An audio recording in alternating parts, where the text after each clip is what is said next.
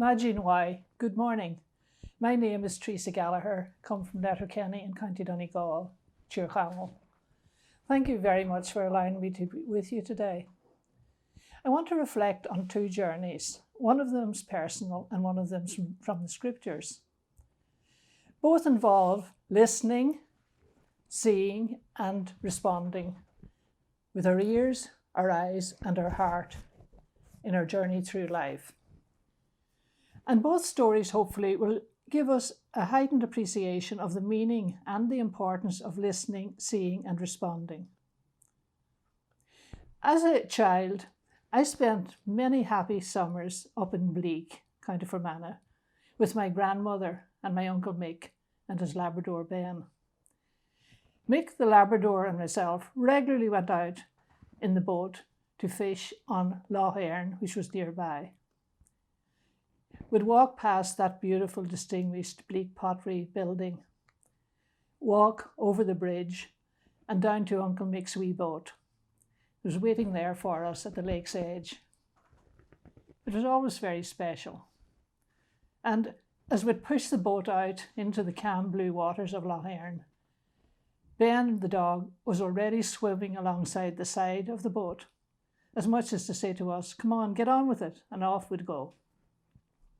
I'd sit there, basking in the beauty all around me, listening to the birds, listening to the sound of the wind in the reeds, stroking Ben occasionally alongside the boat, and feeling the fresh, cool breeze on my face. I loved listening to the lapping of the water, that relaxing, rhythmic sound of the web and flow of the oars that kept bringing us further out into the deep. I'd listen and I'd watch for the fish jumping, and I would shout in a loud whisper to Uncle Mick, because you couldn't shout really. And I'd point to the spot where the ripples were, as if he didn't see them himself. I always felt very involved in the fishing, and he'd give me a nod of the head in acknowledgement. It was a timelessness about the whole thing. Beautiful experience. But I need to tell you, although I love the sea, the lakes, the rivers, as an adult, I'm actually afraid of water. And in my many efforts to swim, I can turn a calm pool into an unruly tsunami, and I'm not joking. Even after several swimming lessons, all the essential equipment, and swimming coaches, too many to count, my fear of letting go prevents me from swimming. Fear stops me every time. I can do nothing because I'm afraid. I can't get rid of this fear. Yet, out yonder in the middle of Lough Erne, in a wee small boat, I never even entertained fear. I trusted Uncle Mick. I felt very happy, safe and secure and special. The reassuring sleight of his head and his strong, gentle figure always assured me that all was well back then, and I was safe to be with him. My uncle disabled my fear and freed me of it. And now I'm taking you on a second journey, and the man this time is Jesus. The scene is Lake Gennesareth.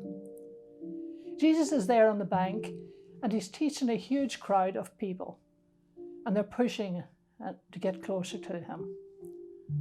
And just then, Jesus noticed an empty boat at the edge of the lake, and the fishermen had got out, and they were busy washing their nets.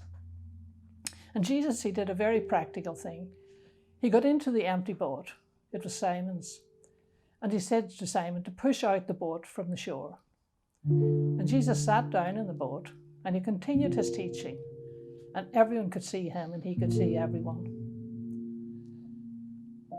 When he'd finished teaching, he said to Simon, "Put out into the deep and let down your nets." Simon thought, this isn't a very good idea. What he's asking me to do doesn't make sense. So he thought he'd let Jesus know, and he said, "Master, we've been out all night, we're exhausted, and on top of all that, we've caught nothing, nada, But then he thought twice, because he'd listened, and he said, "Because you say so, Lord, I will let down the nets." And he'd hardly done this when he netted such a huge catch that the nets began to break. And Simon called on the other boat to help out, and they did, and they filled the two boats to sinking point. At this point, Simon and his partners were completely overcome by the massive catch.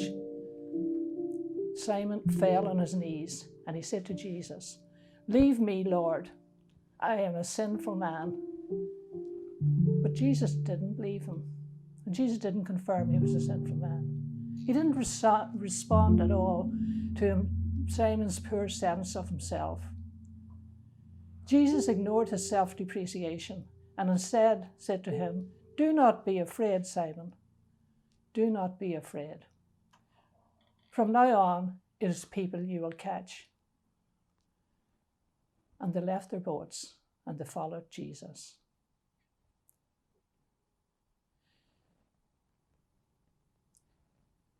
May each one of us have the courage to listen, see, and respond to those around us in these strange and difficult times. Remember, Jesus was not interested in Simon telling him he was a sinner. Jesus was not interested in leaving Simon. Jesus, in fact, ignored his remarks. And instead, all he asked Simon to do was to trust in him and not to be afraid. Simon took this on board, and he was empowered to follow Jesus. And Jesus is the same to each one of us today. He asks us to trust him, even when things are difficult and we don't understand what's happening. Jesus says to each one of us on our journey through life, "Fear not. Do not be afraid. Na be agla ort. I am with you always. I am always with you. Come, follow me." Banach J ort, agus go seal sir o agla, lam de gra, agus de krogag agus gojaw. And may the blessings of God be upon you.